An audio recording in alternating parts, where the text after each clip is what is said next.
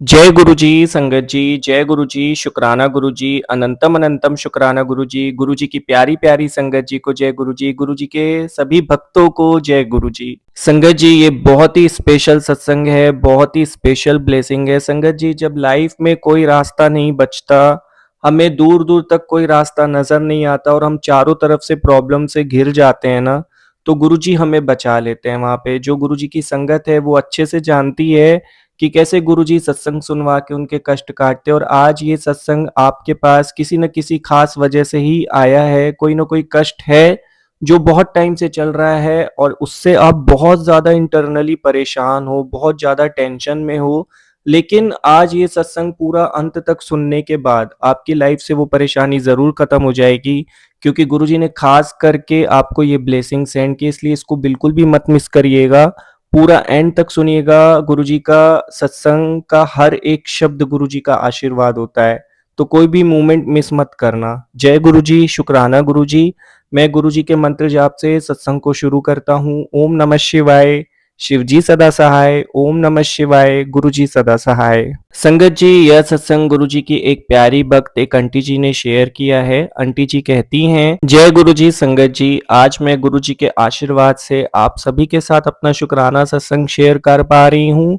इसके लिए भी गुरु जी का बहुत बहुत शुक्राना। सत्संग शेयर करना भी गुरु जी की ही एक रहमत होती है, उनके ही आशीर्वाद से ये पॉसिबल हो सकता है। तो आज वो अपनी बेटी से ये शुक्राना सत्संग शेयर करवा रहे हैं, जिसके लिए मैं उनका शुक्राना करती हूँ। संगत जी, अब मैं अपने सत्संग को गुरु जी के मंत्र जाप से स्टार्ट करूँगी।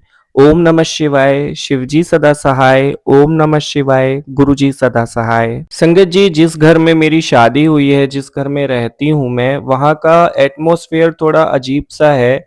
जैसे हर कोई एक दूसरे की लाइफ में इंटरफेयर करता है और जहाँ से मैं बिलॉन्ग करती हूँ, जब मैं शादी करके आई थी, तो ये बिहेवियर मेरे लिए बहुत अजीब-सा था, क्योंकि मेरे मायके घर में ऐसा कभी नहीं होता था। सब अपनी लाइफ में बिज़ी होते थे, काम करते थे, अपना-अपना लाइफ़स्टाइल कैरी करते थे।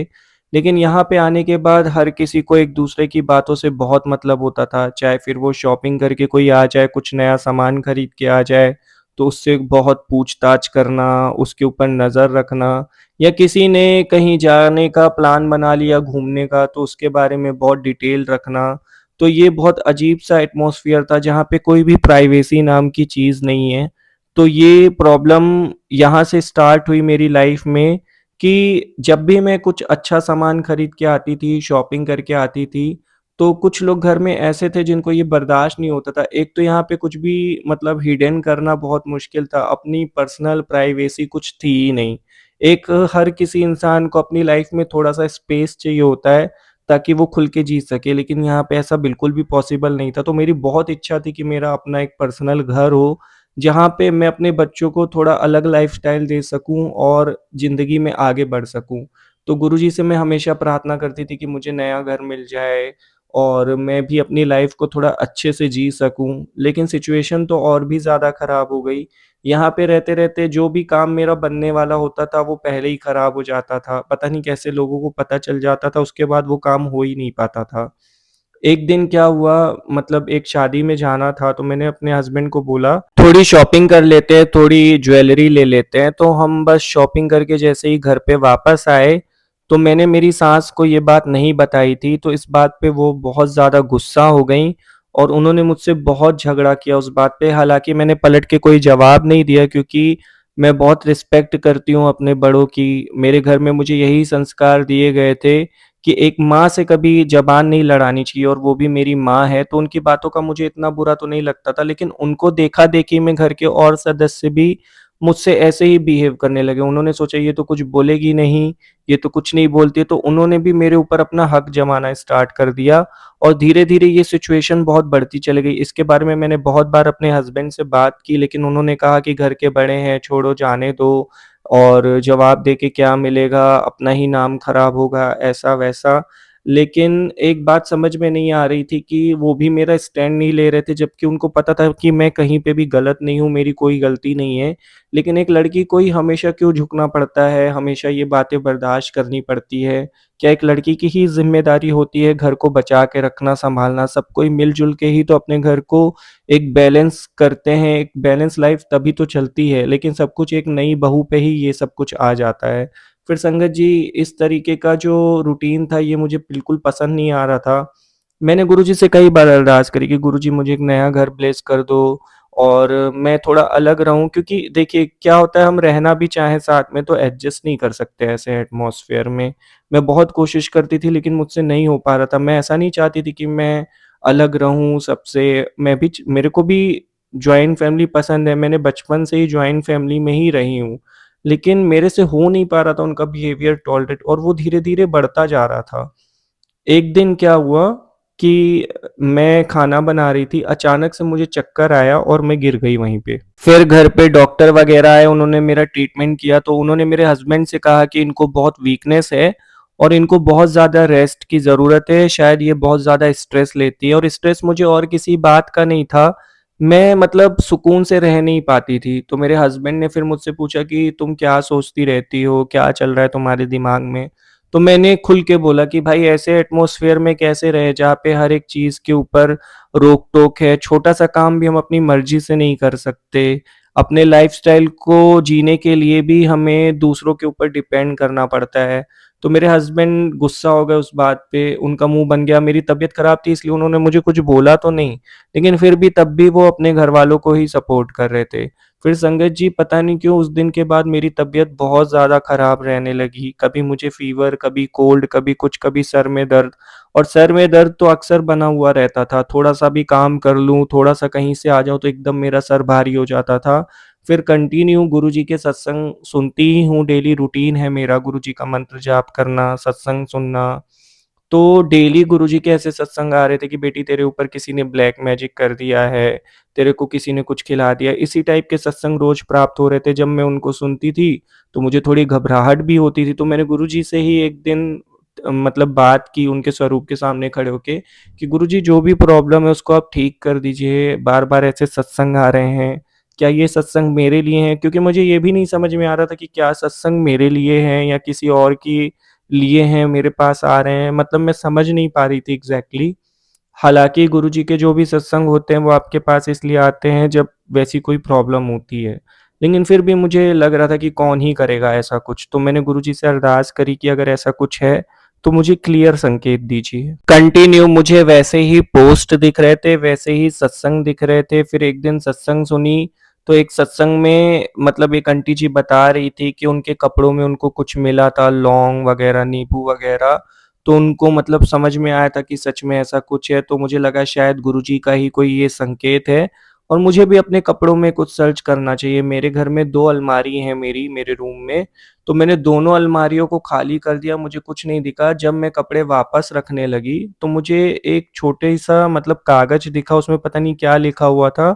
उसमें कुछ भभूति टाइप का रखा हुआ था और वो रखी हुई थी एकदम साइड में, जैसे किसी ने छुपा के रखी हो। जनरली मेरे अलमारी की चाबी किसी के पास नहीं होती है, मुझे समझ में नहीं आया कि वो कैसे मेरी अलमारी में आ गया, कब मैंने किसको चाबी दी थी या कब किसको मौका मिला, मुझे कुछ समझ में नहीं आया। लेकिन वो वहाँ पे पड़ी हुई थी, फिर मैंने उसको तुरंत जाके अपने कमोड में फ्लैश कर दिया। जाके मुझे समझ में नहीं आ रहा था मैं इसको कहाँ फेंकूँ, तो मैंने वहीं पे जाके डाल दिया। फिर मैंने अपने हस्बैंड से पूछा जब वो घर पे वापस आए कि आप मंदिर-वंदिर गए थे, किसी ने आपको कुछ दिया था? आपने कुछ अलमारी में ऐसा कुछ रखा था? तो उन्होंने कहा नहीं, मैंने तो नहीं रखा।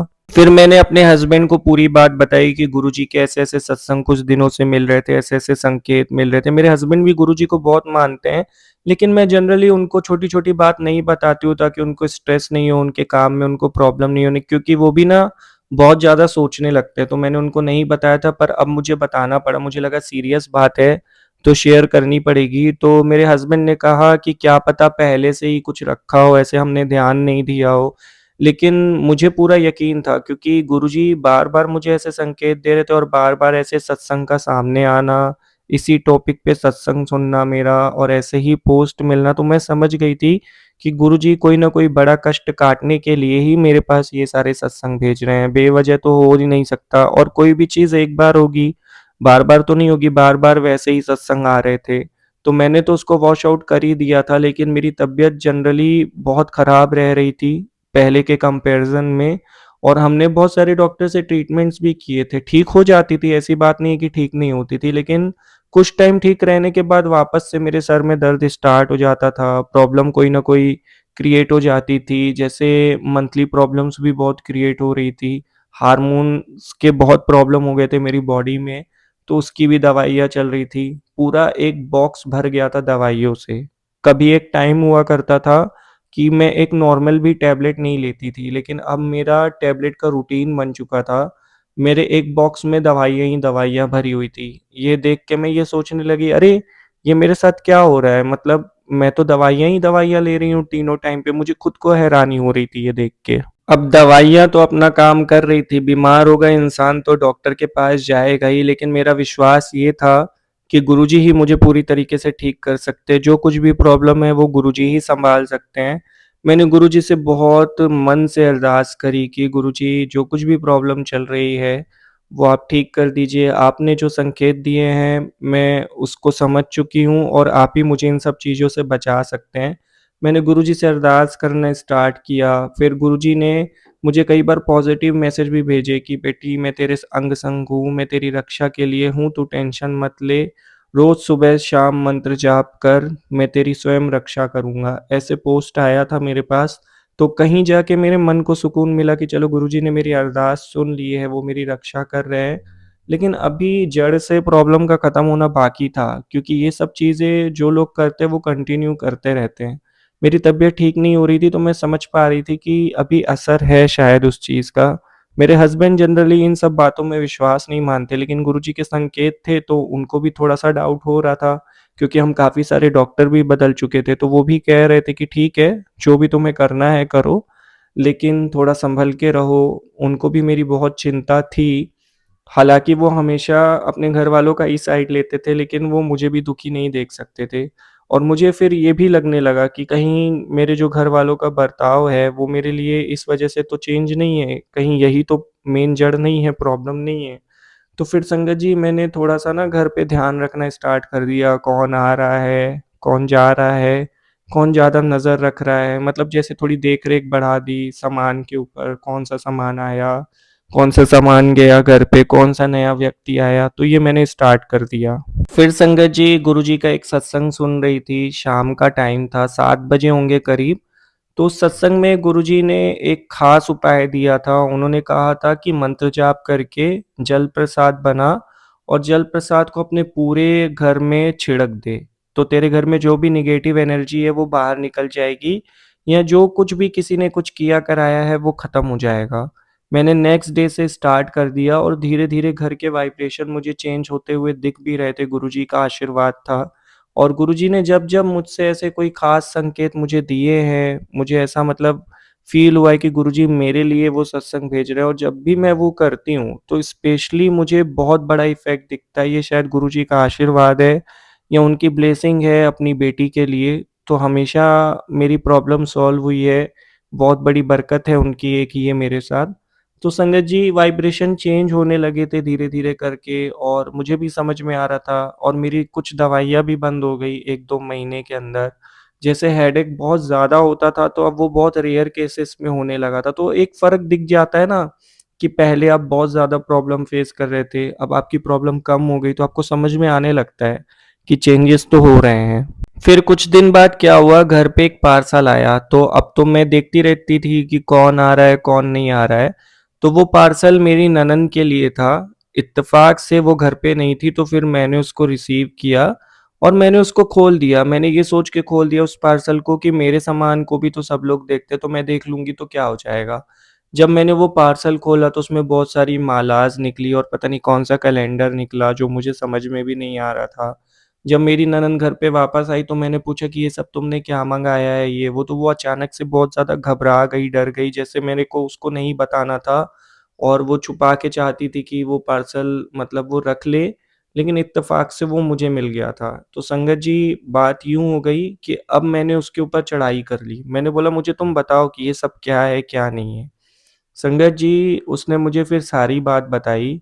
उसने मुझसे कहा कि मैं बहुत समय से मतलब एक जगह पे जाती हूँ, उनसे मैं पूछती हूँ कुछ चीज़ें और वो बताते हैं, वो मतलब उनको मतलब ऐसी शक्तियाँ हैं। पता नहीं क्या भ्रम था उसके मतलब जीवन में उसको पता नहीं क्या ऐसी प्रॉब्लम थी जिसकी वज़ह से उसको जाना पड़ता था और वो भी किसी के कहने पे वहाँ पहुँच गई थी। मतलब कोई फ्रेंड के कहने पे पहुँच गई थी। तो मैंने उससे पूछा तुमको ऐसी क्या प्रॉब्लम थी कि तुमको जाना पड़ा और ये सब करना पड़ा? तो बोले बस मैं चली गई, कोई मुझे लेके चले गया था और फिर वो जो-जो कहते थे तो उनकी बात मुझे सही लगने लगी। जैसे उन्होंने एक बार कहा था कि तेरी लाइफ़ में एक लड़का आएगा, वो तेरा दिल तोड़ेगा। तो ऐसा मेरे साथ हुआ भी था, मेरा एक बॉयफ्रेंड था, उसने मेरा दिल तोड़ दिया था। तो मुझे उनकी बातें सही लगने लगी थी, तो मैंने उनको फ़ॉलो करना स्टार्ट कर दिया। तो मैंने बोला और क्या करने को कहा? तो उसने मुझे बताया कि उन्होंने मुझे भभूति दी थी और कहा था सबके कमरे में रख दो, तो घर पे बहुत बरकत होगी और घर बहुत फलेगा-फूलेगा और ये बात उनमें से किसी को मत बताना। तब मुझे समझ में आया कि ये वो जो पुड़िया मुझे मिली थी, वो क्यों मिली थी, कैसे मिली थी। फिर मैंने उसको बैठ के बहुत देर तक समझाया कि बेटा ये सब कुछ नहीं होता है, इन सब चक्करों में तुम मत पड़ो, यहाँ-वहाँ मत भटको और ये भटकाते और उल्टा इससे नुकसान होता है। देख मेरी तबीयत इतने दिन से खराब है और मैंने उसको गुरुजी के बारे में भी बताया कि गुरुजी संकेत दे रहे थे। लेकिन क्या होता है संगत जी जब किसी का कहीं और विश्वास हो जाता है ना, तो वो इतनी जल्दी बातों को नहीं समझ पाता क्योंकि लोग ब्रेन वॉश कर देते हैं। उस समय तो उसने मेरे हाँ, हाँ, हाँ, हाँ की मेरे सामने बैठ के उसने हाँ में हाँ मिलाई, लेकिन वो वहाँ जाती रही छुपते-छुपाते उसके पास जाती रही और इससे उसके कई सारे नुकसान भी हुए। फिर एक बार उसको पता नहीं क्या प्रॉब्लम हुई, गंदे-गंदे सपने आ रहे थे, तो उसने मुझे आके बोला कि भाभी मेरे साथ ऐसा-ऐसा हो रहा है। तो मैंने उससे पूछा क्या तुम फिर से वहाँ पे जाती हो क्या? तो उसने बोला हाँ, मैं जा रही थी सॉरी। तो मैंने बोला कि तुमने बंद क्यों नहीं किया? मैंने तुम्हें समझाया था। फिर मेरे बहुत समझाने के बाद उसको बात समझ में आई और उसका वहाँ से पीछा छूटा। उसने वहाँ जाना बंद किया और उसने जो-जो खरीद के रखा था उसके कहने पे, सामान या पूजा करने का जो भी सामान था, मैंने बोला सबको तुम बाहर फेंक दो। सुबह कूड़ा उठाने वाला आता है, मैंने सब उससे फेंकवा दिया। उसके बाद से घर में मानो जैसे एक हल्कापन हो गया हो, एक रिलैक्सेशन आ गया हो। जैसे ही उसने उसको फेंक दिया 2-3 दिन में घर के वाइब्रेशन ही बदल गए। सबके चेहरे पे एक स्माइल दिखने लगी। जो चिढ़-चिढ़ करते रहते थे, सबका मूड खराब रहता था। एक अलग-सी स्माइल थी उनके फेसेस पे, सब एक-दूसरे से बात कर रहे थे और उसके बिहेवियर में भी काफ़ी चेंज आया, उसको भी बहुत रिलैक्स लग रहा था और मेरी भी तबीयत बहुत ठीक होने लगी और अब बिल्कुल ठीक है, अब मुझे बिल्कुल भी हेडेक नहीं होता इसलिए मैंने आज ये सत्संग भी शेयर किया आप सभी के साथ। गुरुजी के आशीर्वाद से घर में अब सब कुछ ठीक है और गुरुजी ने ही सँभाला। वो ना होते तो पता नहीं क्या होता, छोटी-छोटी चीज़ें घर तोड़ देती है, छोटी-छोटी चीज़ों से घर बर्बाद हो जाते हैं। कुछ छोटी-छोटी चीज़ें ऐसी हो जाती है लाइफ़ में जो सब कुछ खराब कर देती है। ये तो गुरुजी का साथ है, उनका आशीर्वाद है, तो सच का पता चला, सच सामने आया और प्रॉब्लम भी खत्म हो गई। तो गुरुजी के आशीर्वाद से अब सब कुछ बहुत अच्छा है, सब कुछ ठीक है। गुरुजी का लख-लख करोड़-करोड़ गुना शुकराना कि उन्होंने सब सँभाल लिया, सही रास्ता दिखाया जिसकी वज़ह से मैं इस प्रॉब्लम से निकल पाई और सब कुछ ठीक भी हो गया घर में। अनंत कोटि-कोटि शुकराने। अब मैं सत्संग को यहीं विराम देती हूँ संगत जी, गुरुजी के आदेश से सत्संग शेयर किया था। अगर कोई गलती हो गई हो तो उसके लिए मुझे आप सब माफ़ कर दीजिएगा, सत्संग सुनाने में कोई भी प्रकार की मिस्टेक हुई हो। मैं अपने सत्संग को गुरुजी के मंत्र जाप से विराम देती हूँ। ओम नमः शिवाय, शिवजी सदा सहाय। ओम नमः शिवाय, गुरुजी सदा सहाय। जय गुरुजी संगत जी। आंटी जी आपका बहुत-बहुत शुक्रिया सत्संग शेयर करने के लिए। आपका सत्संग सुनाने में कोई गलती हो गई हो तो माफ़ कर दीजिएगा। और आपने जो ये ब्लेसिंग शेयर की है गुरुजी की संगत जी के साथ, हो सकता है किसी को बहुत ज़रूरत थी, इस वजह से गुरुजी ने आपको आदेश दिया सत्संग शेयर करने के लिए। तो गुरुजी का अनंतम शुक्राना कि उन्होंने आपसे ये सत्संग शेयर कराया और गुरुजी की संगत तक ये सत्संग अभी जा रहा है। तो बहुत-बहुत शुक्राना और जल्दी इंतज़ार रहेगा कि कब आप अपना नेक्स्ट ब्लिसफुल सत्संग शेयर करती हैं। जय गुरुजी, शुक्राना गुरुजी। मैं गुरुजी से प्रार्थना करता हूँ कि वे आप पर और आपके पूरे परिवार पर अपनी कृपा बनाए रखें और साथ ही साथ जो संगत ये सत्संग सुन रही है, उन पर भी वो अपनी कृपा बनाए रखें। जय गुरु जी, शुकराना गुरु जी। संगत जी, अब मैं आप सबके साथ अगला सत्संग शेयर कर रहा हूँ। संगत जी, यह सत्संग भी गुरु जी की एक संगत में से एक आंटी जी का है। सुहानी आंटी जी का सत्संग है। बहुत ही प्यारा, बहुत ही ब्लेसफुल सत्संग है। आंटी जी कहती हैं, जय गुरु जी, शुकराना गुरु जी। मैं गुरु जी के मंत्र जाप से अपने सत्संग को स्टार्ट कर रही हूँ। कोई गलती हो जाए तो माफ़ कर दीजिएगा। ओम नमः शिवाय, शिव जी सदा सहाय। ओम नमः शिवाय, गुरु जी सदा सहाय। संगत जी, बहुत दिनों से गुरु जी के मैसेज मिल रहे थे कि शुकराना कर, सत्संग शेयर कर, शुकराना कर। पता नहीं क्यों मेरे से लेट हो जा रहा था बार बार। गुरु जी की ये बेटी गुरु जी से माफ़ी मांगती है। हमेशा ये गलती कर देती हूँ, जब भी गुरु जी का आदेश होता है तो मैं थोड़ा लेट हो जाती हूँ। शेयर करती हूँ हमेशा शुकराने सत्संग, लेकिन हमेशा मुझसे थोड़ी ना देर हो जाती है। पता नहीं किस वजह से, कोई ना कोई काम आ जाता है बीच में। लेकिन अब से पूरा कोशिश रहेगा कि जब भी गुरु जी का मैसेज आए तो जल्द से जल्द आप सभी के साथ अपने सत्संग को शेयर करूं। संगत जी, हुआ यूं कि काफ़ी दिनों से इच्छा थी कि बड़े मंदिर दर्शन करने जाऊं तो मुझे कोई ब्लेसिंग मिल जाए, चाहे फिर वो गुरु जी का स्वरूप हो, लॉकेट हो या ब्रेसलेट हो। हमेशा मैंने बहुत सारे सत्संग में सुना था कि गुरु जी के मंदिर जाने पर, बड़े मंदिर जाने पर लोगों को बहुत सारी ब्लेसिंग्स मिली है। किसी को पॉकेट स्वरूप मिल जाता है, किसी को कुछ मिल जाता है। तो मेरी भी बहुत इच्छा थी कि मुझे भी गुरुजी का आशीर्वाद मिले, और ये तमन्ना मेरी 6 महीने से थी। 6 महीने तक ये विश पूरी नहीं हुई। मैं मंथ में 2 बार बड़े मंदिर ज़रूर चले जाती हूँ, जब भी मुझे टाइम मिलता है, तो मैं जाती ही जाती हूँ। फिर मैं ये दिन नहीं देखती कि दिन है, रात है, जब भी जैसा समय मिला गुरुजी के मंदिर चले जाती हूँ मैं। और एक ही मंदिर जाती हूँ मैं, बड़े मंदिर, और किसी मंदिर में भी नहीं जाती हूँ, क्योंकि मेरे सब कुछ मेरे प्यारे गुरुजी महाराज हैं।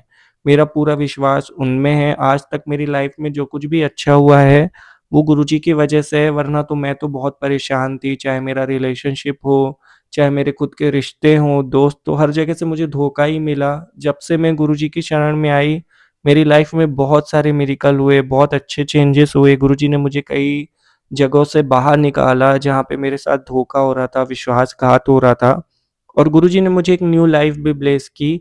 अभी 10 दिन पहले की बात है, मैं बड़े मंदिर गई थी और वहाँ पे मुझे गुरुजी का पॉकेट स्वरूप मिल गया। एक वहाँ पे सेवादार थे, वो आए अचानक से और उन्होंने मुझे एक पॉकेट स्वरूप दिया, और उन्होंने मुझसे एक सवाल पूछा कि क्या तुम सत्संग सुनती हो? तो मैंने कहा, हाँ सुनती हूँ अंकल जी, रोज सुनती हूँ। तो उन्होंने कहा, बेटा रोज सत्संग सुना करो, और सत्संग सुनने से कष्ट कट जाते हैं। उनका पता नहीं क्यों ये संकेत था, वहां पे मिला। मुझे लगा जैसे गुरुजी कहलवा रहे। वैसे मैं सत्संग सुनती हूँ, रोज नहीं सुनती थी, लेकिन कभी कभी मैं गुरुजी के सत्संग सुनती हूँ, जब जैसा मतलब सत्संग मिल जाए, नोटिफिकेशन मिल जाए। तो उस दिन के बाद से अभी 10 दिन हो रहे हैं, मैंने डेली का रूटीन बना लिया। रात को सोने से पहले जो भी सत्संग गुरुजी का मुझे मिल जाता है, मैं वो सुन लेती हूँ। तो गुरुजी ने स्पेशली मुझे एक सत्संग में संकेत दिए कि मुझे अपना सत्संग शेयर करना है, शुकराना सत्संग शेयर करना है। ये उनकी मर्जी थी और इत्तेफाक से मुझे करना भी था, क्योंकि मुझे पॉकेट स्वरूप मिला था 6 महीने के बाद। मेरी दिले तमन्ना थी कि मुझे कोई ब्लेसिंग मिल जाए बड़े मंदिर में, तो वो मिली भी, तो मैं चाहती भी थी शुकराना सत्संग शेयर करना। दूसरी अच्छी बात ये हुई कि मैं जहाँ पे जॉब करती हूँ, वहाँ के बॉस मुझसे बहुत चिढ़-चिढ़ करते थे पहले। बहुत ही ज़्यादा उनका मिसबिहेव होता था मेरे लिए, मतलब अगर छोटी-सी भी गलती हो जाए तो बहुत ज़्यादा सुना देना, ऐसा। तो अभी कुछ दिनों से मैं देख रहा हूँ उनके बिहेवियर में बहुत ज़्यादा चेंजेस हैं मेरे लिए, तो वो भी एक अच्छी चीज़ हुई है मेरे साथ कि मेरे आस-पास के लोगों का व्यवहार मेरे लिए बदल रहा है। कुछ बुरे लोग थे जो लाइफ से चले गए, जो कुछ दोस्त थे, जो मेरे लिए वफ़ादार नहीं थे, वो मुझसे अलग हो गए, और कुछ न्यू फ्रेंड्स बने इस बीच में कुछ टाइम में, जो मेरे लिए बहुत लॉयल हैं। तो ये कुछ अच्छी चीज़ें हुई गुरुजी के आशीर्वाद से। गुरुजी ने हमेशा मेरी लाइफ को क्लीन किया है। जहाँ-जहाँ पे मैंने रायता फैला रखा था अपनी ज़िंदगी में, उसको सँभाला। गुरुजी ने मुझे हर कदम पे मार्गदर्शन दिया है। सही-गलत का फ़ैसला लेने में अब बहुत आसानी होती है, क्योंकि कुछ भी होता है गुरुजी को जाके बोल देती हूँ। कुछ न कुछ ऐसे संकेत मिल जाते हैं जिससे समझ में आ जाता है कि सही कर रही हूँ या गलत कर रही हूँ। एवरीथिंग गुरुजी ने सँभाल रखा है। एक बेटी की तरह वो मेरी रक्षा करते हैं। जैसे मैं उनकी लाडली बेटी हूँ, जो भी जाके उनसे कह दूँ, वो मतलब पूरा कर देते हैं। कभी टाइम पे हो जाता है, कभी थोड़ा लेट होता है, लेकिन कहते हैं ना कि गुरुजी सही समय पे हर चीज़ देते हैं। तो वो जो करते हैं वो एकदम परफेक्ट होता है। गुरुजी का अनंतम अनंतम शुक्राना हर छोटी से छोटी विश को पूरा करने के लिए, हर छोटे से छोटे काम में भी अंग-संग रहने के लिए, लाइफ़ को कॉम्प्लिकेटेड होने से बचाने के लिए, हर जगह पे साथ देने के लिए, जो नहीं दिया उसके लिए भी शुक्राना गुरुजी महाराज, शायद उसमें भी मेरी भलाई होगी। कई लोगों को शिकायतें होती है संगत जी कि मुझे ये नहीं मिला, वो नहीं मिला। मुझे ऐसा लगता है जो हमें नहीं मिला गुरुजी की मर्ज़ी से, वो हमारे लिए अच्छा ही है, क्या पता वो मिल जाता तो शायद हमारे साथ कुछ बुरा हो जाता। तो ये मान के भी खुश रहना चाहिए कि गुरुजी ने अगर हमें कुछ नहीं दिया है जो हम चाहते थे, तो उसी में हमारी भलाई है क्योंकि गुरुजी ने बहुत कुछ ऐसा दिया है, जिससे लाइफ़ बहुत स्मूथ हो चुकी है, बहुत कंफर्टेबल है, लाइफ़ में बहुत सारी खुशियाँ हैं, तो उसको देख के जीना चाहिए हमें। कोई एक चीज़ नहीं मिली तो उसके पीछे नहीं भागना चाहिए। जय गुरुजी, शुक्राना गुरुजी। अगर इस भक्त से कोई गलती हो गई हो, गुरुजी की बेटी से कोई भी गलती हो गई हो संगत जी तो माफ़ कर दीजिएगा। और आज मैं सत्संग को यहीं पे विराम दे रही हूँ गुरुजी के मंत्र जाप से और अगले सत्संग की तैयारी करती हूँ। ओम नमः शिवाय, शिवजी सदा सहाय। ओम नमः शिवाय, गुरुजी सदा सहाय। आंटी जी आपने बहुत-बहुत प्यारा सत्संग शेयर किया और बहुत अच्छा मैसेज भी दिया है। आपका सत्संग सुनाते वक़्त मुझसे कोई भी तरह की भूल हो गई हो तो उसे क्षमा कर दीजिएगा। जय गुरुजी, शुक्राना गुरुजी। संगत जी हमें बहुत इम्पोर्टेंट मैसेज मिला है गुरुजी का ये सत्संग सुन के कि हमें लाइफ में गुरुजी के आशीर्वाद से जो कुछ भी मिला है उससे सैटिस्फाई रहना चाहिए। कोई एक चीज़ नहीं मिली तो उसके लिए बहुत ज़्यादा शिकायतें नहीं करनी चाहिए। क्या पता वो हमें मिल जाती तो हमारा बहुत बड़ा नुकसान हो जाता। बात समझ की है, गुरुजी जो हमें देते हैं वो हमारे लिए बेस्ट होता है और जो नहीं देते हैं पक्का उसमें हमारे लिए कोई न कोई हानि ज़रूर होनी थी, इसलिए उन्होंने नहीं दी।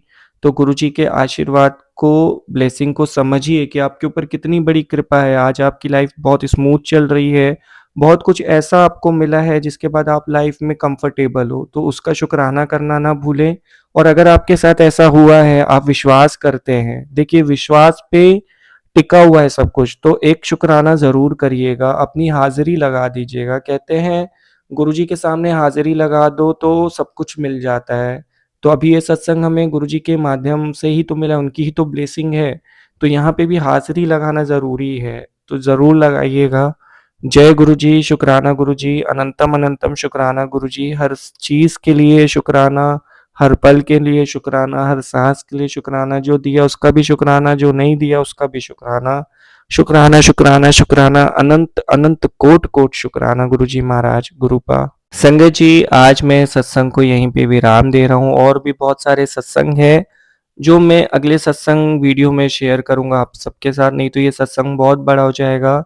काफ़ी सारे सत्संग आए हुए हैं संगत परिवार के, बहुत खुशी होती है कि संगत परिवार शुकराना कर रहा है और मैं उनकी सेवा कर पा रहा हूँ। आपका बहुत-बहुत शुकराना संगत परिवार जी, कि आप मुझसे ये सेवा करवा रहे हैं, वरना मैं कर नहीं पाता। बहुत-बहुत शुकराने हैं आपको कि आपने गुरुजी से ऐसे जोड़ रखा है मुझे, सेवा ले रहे हैं गुरुजी महाराज हमसे। तो बहुत शुकराना है आपका भी। आप सभी के साथ जुड़ के मैं बहुत ब्लेस्ड फ़ील करता हूँ। इंटरनली इतनी खुशी रहती है दिन भर मैं बयाँ नहीं कर सकता। मुझे लगता है जैसे मुझे एक परिवार मिल गया है। आप सभी का साथ मेरे लिए बहुत इम्पोर्टेंट है जिसको मैं शब्दों में नहीं बता सकता। सिर्फ़ इतना कहूँगा कि आप जो हो सब मेरा परिवार हो। आप सब कुछ हो मेरे लिए। गुरुजी की संगत यानी गुरुजी का अंश। उसका हर पल का शुकराना है साथ रहने के लिए। संगत जी, अब मैं सत्संग को विराम देता हूँ गुरुजी के मंत्र जाप के साथ। यदि आप भी अपने सत्संग को शेयर करना चाहते हैं, डिस्क्रिप्शन में मेल आईडी है, वहाँ पर लिखकर भेज दीजिए, मैं उसे गुरुजी के चैनल पे शेयर कर दूँगा। अगर कोई प्रॉब्लम होती है तो नंबर के लिए मैसेज करिएगा, नंबर भी मिल जाएगा व्हाट्सएप नंबर। इंस्टाग्राम पे भी फॉलो कर सकते हैं, मैं लिंक शेयर कर दूँगा। और आप बहुत ज़्यादा शुकराने करिए, शुकराना करने से बहुत ब्लेसिंग मिलती है गुरुजी महाराज की। संगत जी, मैं गुरुजी का मंत्र जाप से सत्संग को विराम देता हूँ। ओम नमः शिवाय, शिवजी सदा सहाय, ओम नमः शिवाय, गुरुजी सदा सहाय। संगत जी, गुरुजी के चैनल को सब्सक्राइब करिएगा, ताकि आपसे कोई भी ब्लेसिंग मिस नहीं हो, कोई भी सत्संग मिस नहीं हो और नोटिफ़िकेशन के लिए बेल आइकन को भी प्रेस कर दीजिए, ताकि जब भी सत्संग अपलोड हो तो आपको उसका नोटिफ़िकेशन मिल जाए। जय गुरुजी, शुकराना गुरुजी।